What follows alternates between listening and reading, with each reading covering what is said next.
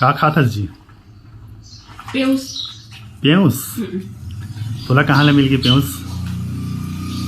मोर माँ घर ले मोर बड़े भैया भेजवा है बस में। अरे वाह, तो तोर माँ घर के गाय जमने है का? हमार माँ घर डेयरी है बहुत बड़ा कन गाय है, करे 40-50 ठन।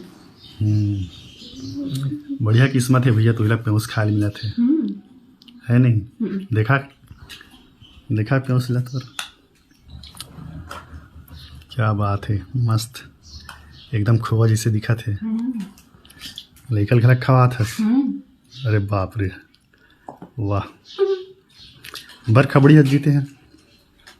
ताजी में खाता पीता घर के हरों खवई पे मोल विरासत में मिले है।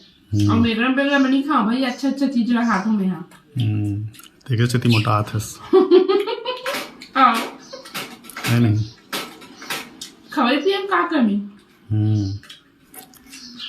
वैसे भी किस्मत वाला पेउस खाए मिलते का। हाँ। आजकल तो काकरो घर गाय गरू देखे नहीं मिले, बहुत कम हो गए। बड़कन पाले डेयरी है हमारे माँ यहाँ।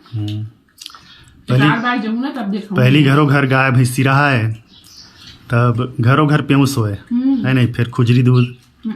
फिर अब तो सब गाय रखना नहीं चाहते ना घर में, तो नंदा थे सब है नहीं।